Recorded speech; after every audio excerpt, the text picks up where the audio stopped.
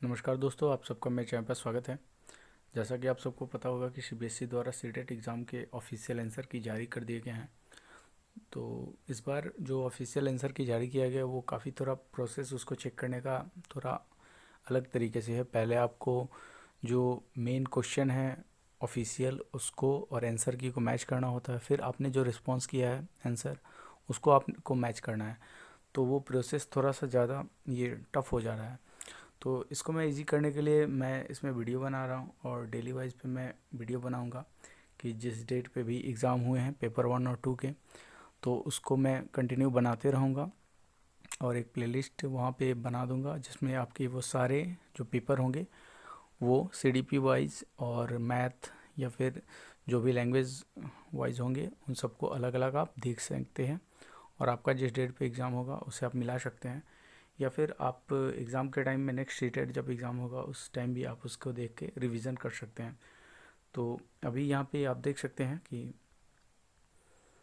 ये 4 जनवरी के official answer की हैं और इसके हम जो क्वेश्चन आए हुए हैं 150 क्वेश्चन उसको हम डिस्कस करेंगे। इस वीडियो में मैं सीडीपी के 30 क्वेश्चन डिस्कस करूँगा और ऐसे ही नेक्स्ट इसके सारे वीडियो आते रहेंगे जिसमें कि आपके बाकी सब्जेक्ट जो होंगे उन सब के 30-30 क्वेश्चन को डिस्कस किया जाएगा। और मैं एक प्लेलिस्ट बना दूंगा जिसमें कि दिसंबर 2021 से लेके जनवरी 2022 तक जितने भी क्वेश्चन शिफ्ट थे उनके सारे क्वेश्चन एक साथ मर्ज कर दिए जाएं ताकि जब नेक्स्ट एग्ज़ाम सीटेट के हों उस समय रिवीजन में काफ़ी हेल्पफुल हो।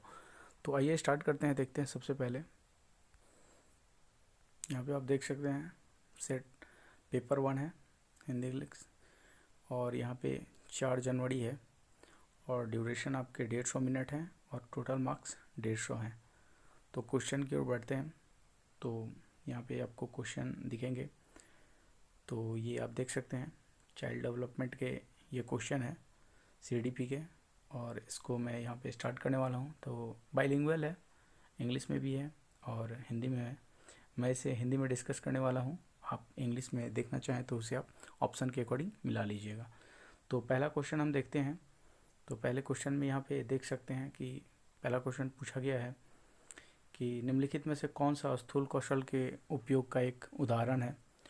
तो ऑप्शन अगर देखें तो दिया हुआ है एक पैर का संतुलन करना, एक मटर को उंगलियों से दबाना, किताब के पन्ने पलटना तथा जो नेक्स्ट ऑप्शन है पेंसिल पकड़ना।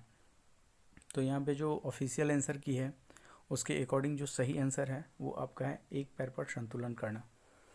नेक्स्ट देखते हैं। तो हमारा जो नेक्स्ट है क्वेश्चन सेकंड क्वेश्चन है कि विकासात्मक परिवर्तन किसका परिणाम है। यानी कि जो विकासात्मक परिवर्तन होता है वो किसका परिणाम होता है। तो इसका जो सही आंसर होगा वो ऑप्शन 1 होगा जो कि है आपका आनुवंशिक और पर्यावरणीय परिस्थितियों का अनूठा संयोजन होता है विकासात्मक परिवर्तन। आगे बढ़ें तो हमारा थर्ड क्वेश्चन है जिसमें कि आप देख सकते हैं थर्ड क्वेश्चन में दिया हुआ है कि 2 वर्ष से 6 वर्ष की अवधि को क्या कहा जाता है।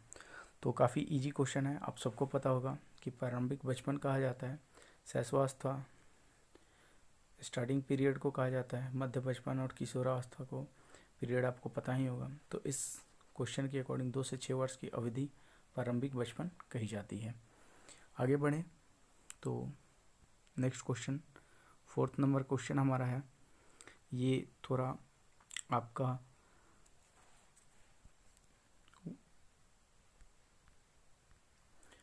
कथन और कारक के फॉर्मेट पे है। यहाँ पे आप देख सकते हैं कि दिया हुआ है कि ऑप्शन ए जो है ये अभी कथन ए है सॉरी, इसमें दिया हुआ है कि शहरों में बच्चों का बहुत सारा खेल उन रियलिटी शो पर आधारित होता है जो वे देखते हैं। कारण इसका है इन दोनों परिवार साथियों के अलावा मीडिया बच्चों के सामाजिकरण का एक महत्वपूर्ण माध्यम बनता जा रहा है। तो सही विकल्प इसमें चूज करना है कि कथन और कारण के अकॉर्डिंग सही क्या होगा। तो यहाँ पे जो सही होगा वो आप देख सकते हैं कि ऑप्शन 1 जो है वो सही होगा। ए और आर दोनों सही है और आर सही व्याख्या भी करता है ए की। इस तरह फोर्थ क्वेश्चन कंप्लीट होता है। फिफ्थ क्वेश्चन को देखें तो ये भी आपके एक ऑप्शन के बेस्ड पे है, इसमें ज़्यादा ऑप्शन है उसको देखने हैं आपको। 5th क्वेश्चन को देखें तो इसमें दिया हुआ है कि पियाजे द्वारा अधिगम को सुगम बनाने के लिए प्रसिद्ध निम्नलिखित में से कौन से कारक महत्वपूर्ण माने जाते हैं। तो जो इसका सही आंसर होगा वो आपका हो जाएगा 2। यहाँ पे जो 2 है यानी कि 1 3 4 1 2 3 यानी कि शिक्षक की गतिशीलता, विविध सामग्री का प्रावधान, 3rd मध्य स्तरीय नवीन अनुभव प्रदान करना। तो हमारा 5th जो क्वेश्चन है उसका ऑप्शन 2 सही हो जाएगा। आगे बढ़े तो हमारा 6th क्वेश्चन है। 6th क्वेश्चन में दिया हुआ है कि किन स्तर पर बच्चों में अपने आसपास की दुनिया के बारे में एक जीववादी दृष्टिकोण होता है और वे मानते हैं कि पेड़ पौधों और चलते हुए बादलों और लुढ़कते हुए पत्थरों की मंशाएं और इरादे होते हैं, यानी उनमें फीलिंग्स होते हैं। तो ये बच्चों का जो एक काल होता है उसमें उन सबको लगता है कि सभी चीज़ों में जीव है और उन्हें लगता है कि पेड़ पौधे चलते हैं, बातें कर सकते हैं। वैसी जो उनमें ये जो भाव होते हैं वो आपको देखने को मिलते हैं पूर्व संक्रियात्मक अवस्था में, यानी कि ऑप्शन 2 यहाँ पे करेक्ट होगा। आगे बढ़े तो 7th क्वेश्चन हमारा है। 7th क्वेश्चन को देखें तो 7th क्वेश्चन हमारा कहता है कि किसके सिद्धांत में भाषा बच्चों के संज्ञात्मक विकास में महत्वपूर्ण भूमिका निभाती है। तो ये जो संज्ञात्मक विकास से है तो आप सबको पता होगा कि वाइगोत्स्की के द्वारा ये कहा गया है कि भाषा बच्चों के संज्ञात्मक विकास में महत्वपूर्ण भूमिका निभाती है। आगे बढ़े तो 8th हमारा क्वेश्चन है, कहता है कि वाइगोत्स्की के अनुसार बच्चे किस प्रकार सीखते हैं। तो इसमें आप देख सकते हैं कि ऑप्शन दिए हुए हैं 4 और इनमें जो सही आंसर है वो हमारा है 2, साथियों से बातचीत करके, जिसके द्वारा ही बच्चे सीखते हैं। सबसे पहले साथियों के साथ बातचीत करके ही वो बच्चे सीखने की प्रक्रिया से प्रारंभ करते हैं। आगे आइए तो नेक्स्ट हमारा 9th क्वेश्चन है। 9th क्वेश्चन कहता है कि एक बालक केंद्रित कक्षा में ऑप्शन दिए गए हैं, निष्क्रिय नकलची के रूप में देखे जाते हैं, ज्ञान निर्माण के सक्रिय रूप में लगे होते हैं, या फिर ब्लैक बोर्ड से उत्तरों की प्रतिलिपि बनाने का अग्रसर और केवल निष्क्रिय श्रोता होते हैं। ऐसा कुछ नहीं होता है, वो ज्ञान के निर्माण में सक्रिय रूप से लगे होते हैं। तो हमारा जो ऑप्शन 2 है वो हमारा बिल्कुल सही हो जाएगा। नेक्स्ट देखें तो 10th क्वेश्चन हमारा है। यहाँ पे इसमें सही सुमेलित करना हुआ है, इसमें युग्म को सुमेलित करना है कि कौन सा किससे रिलेटेड है। तो हम यहाँ पे देखें तो जो सही सुमेलित किया गया है वो हमारा ऑप्शन है, यहाँ पे हम इसे देख लेते हैं। ऐसे सही सुमेलित जो किया गया है वो ऑप्शन 2 है। अच्छा लड़का अच्छी लड़की अभिविन्यास दूसरों को के साथ भला बनकर अनुमोदन अर्जित करता है। तो हमारा जो सेकंड है वो यहाँ पे सही होने वाला है ऑप्शन। नेक्स्ट देखें तो 11th हमारा क्वेश्चन है कि हार्वर्ड गार्डनर के सिद्धांत में डैश बुद्धि वाले व्यक्ति वनस्पति और जीवों की विभिन्न प्रजातियों की सुंदरता को पहचान कर सकते हैं और जान सकते हैं। तो हार्वर्ड गार्डनर बहुबुद्धि के सिद्धांत दिए हुए हैं, तो इनके अनुसार जो सही आंसर होगा वो ऑप्शन 2 होगा, क्योंकि जो बहुबुद्धि का सिद्धांत दिया है हार्वर्ड गार्डनर ने, तो प्रकृतिवादी व्यक्ति जो होता है वनस्पति और जीवों के और प्रजातियों की सुंदरता और पहचान करता है, मतलब प्रकृति से रिलेटेड होने पे वो वनस्पति और जीवों को अधिक जान पाता है। तो इस तरह 11th कंप्लीट होता है। 12th क्वेश्चन हमारा है जो कि एनसीएफ से रिलेटेड है। ये नई शिक्षा नीति राष्ट्रीय शिक्षा नीति से रिलेटेड है, जो 2020 में जो आई हुई है शिक्षा नीति संशोधित होकर, इसमें इससे रिलेटेड पूछा गया है कि इसमें क्या सिफारिश किया गया है। जो नई शिक्षा नीति 2020 है इसमें क्या सिफारिश की गई है। तो इसमें जो सिफारिश की गई है इसमें बहुभाषावाद को इसमें ज़्यादा बल दिया गया है। आगे बढ़े तो 13 हमारा क्वेश्चन है। मैं केवल ऑप्शन को ही क्लिक करता हूँ, बाकी चीज़ें आप देख सकते हैं क्योंकि आपके पास भी रिस्पॉन्स की होगा, उसमें आप अपने क्वेश्चन को मैच करते जाइए और देखते जाइए कि कितना आपके सही है। और अगर आप सीटेट रिवीजन के लिए पढ़ रहे हैं तो इन चीज़ों को आप ध्यान से पढ़ें, क्योंकि प्रीवियस ईयर क्वेश्चन ही सीटेट में ज़्यादा मायने रखते हैं। तो हमारा 13 क्वेश्चन है, 13 नंबर क्वेश्चन यानी 13। तो इसमें दिया गया है कि एक शिक्षिका यह धारणा रखती है कि लड़के अधिक बुद्धिमान जोखिम लेने वाले होते हैं, लड़की आज्ञाकारी और ईमानदार होती हैं। ये तो जनरल बाइस्ड है, जेंडर बाइस्ड है, यानी जेंडर पक्षपात से रिलेटेड है। तो ऑप्शन ए बिल्कुल सही होगा। काफ़ी इजी क्वेश्चन थे। कुछ क्वेश्चन अपने अगर प्रीवियस ईयर बनाया होगा तो आपको पता होगा कि क्वेश्चन पिछले वर्ष जो पूछे जाते हैं उससे ही थोड़े से घुमा के दिए जाते हैं, बाकी ज़्यादा टफ नहीं होते। आगे बढ़े तो 14 हमारा क्वेश्चन है, ये कथन और कारण से ही रिलेटेड। इस बार ज़्यादा इस फॉर्मेट में क्वेश्चन दिए गए थे जो थोड़ा नया लग सकता है, लेकिन इसके जो मैटर को आप पढ़ेंगे तो ज़्यादा आसान है।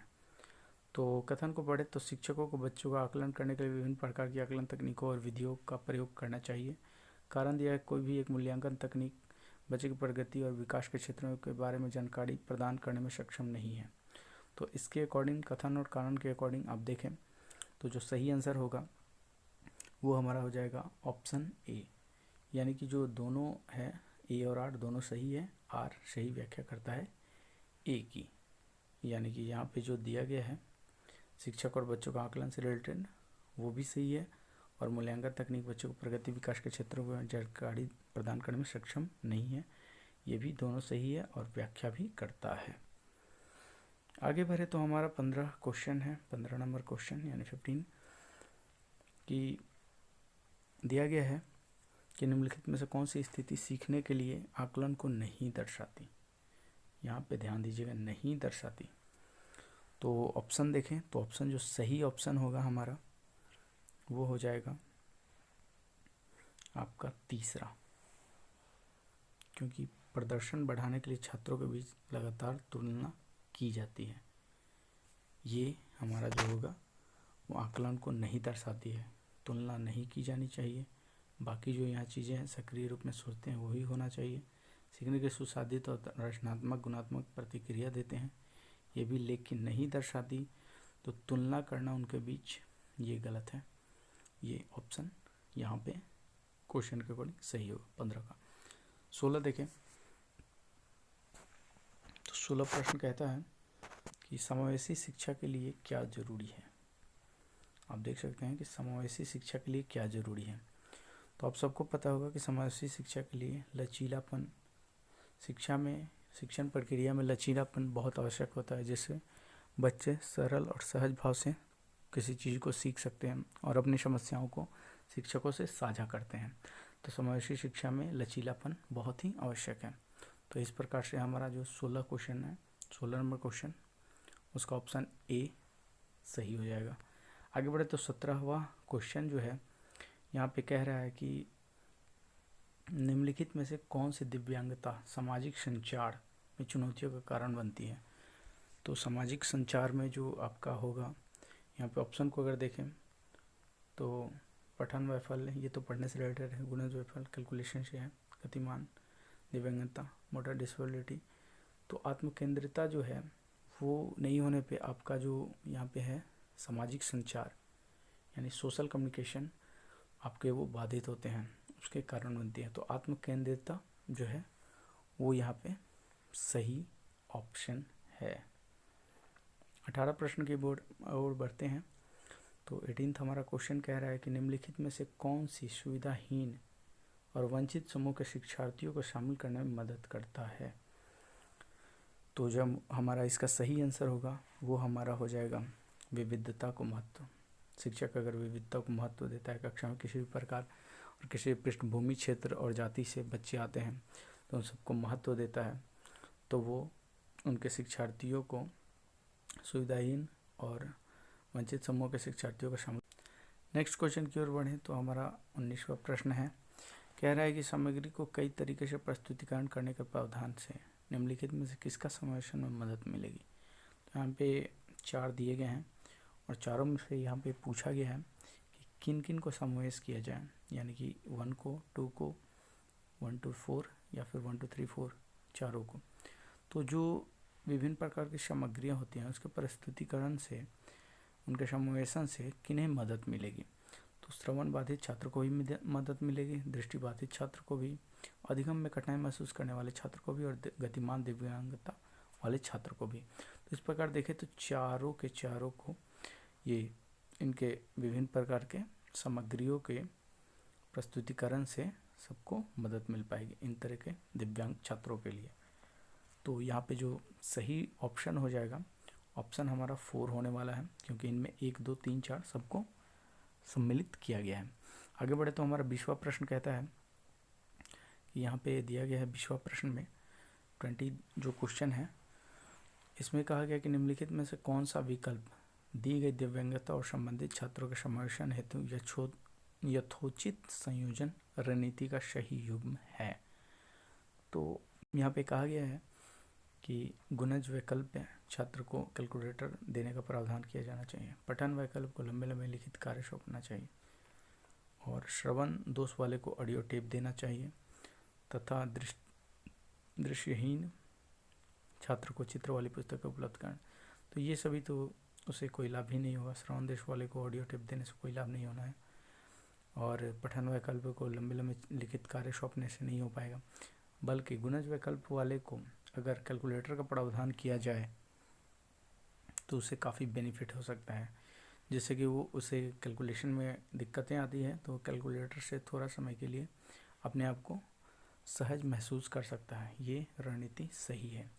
तो हमारा ऑप्शन जो 1 है वो सही होता है। आगे बढ़े तो 21वां प्रश्न हमारा है। 21वां प्रश्न अगर देखें तो यहाँ पे कहा जा रहा है कि प्रारंभिक कक्षाओं में शिक्षण अधिगम प्रक्रिया के लिए निम्नलिखित में से कौन सा दृष्टिकोण बेहतर है। तो बिना समझे नकल करना, करके सीखना, निष्क्रिय रूप से सुनना और रटकर याद करना। तो आप देख सकते हैं कि यहाँ पे जो सही ऑप्शन है वो करके सीखना होगा, क्योंकि आपको भी पता है कि करके सीखना सबसे बेहतर होता है किसी चीज़ को कक्षा में अपने दृष्टिकोण को बेहतर बनाने के लिए, जिसे कहा जाता है लर्निंग बाय डूइंग। तो इस तरीके से 21वें प्रश्न का सही आंसर जो है वो 2 हो जाएगा। आगे बढ़े तो 23वां हमारा प्रश्न है, 22वां हमारा प्रश्न है।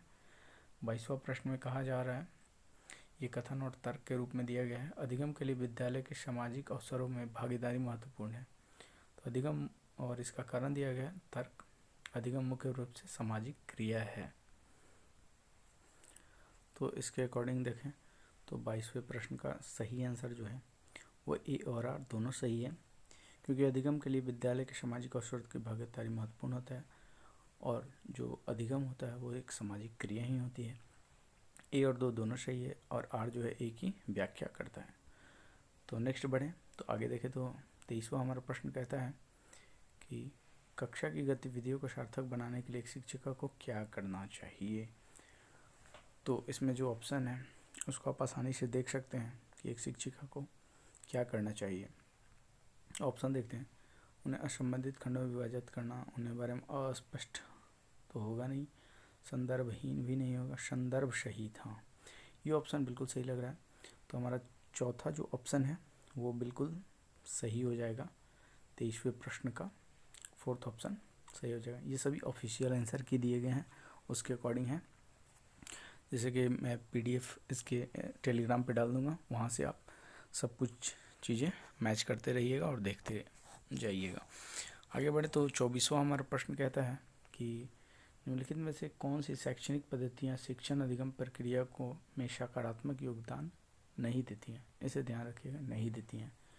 तो इसका जो सही आंसर हो जाएगा, हम देख सकते हैं कि इसका जो सही आंसर होगा वो आपका यहाँ पे ये होने वाला है, परीक्षा कठोर केंद्रित कठोर शिक्षण रणनीति नहीं हो पाएगा। यही योगदान नहीं देता है सकारात्मक। आवश्यकतानुसार पाठ्यचर्या अनुकूलन देता है, छात्रों के अनुभवनात्मक शिक्षा भी देती है, पाठ्यचर्या नियोजन में नवाचार यानी इनोवेशन ये भी देता है, लेकिन कठोर शिक्षण परीक्षा बिल्कुल भी नहीं। तो नहीं योगदान देने में यही ऑप्शन सही होने वाला है 4th।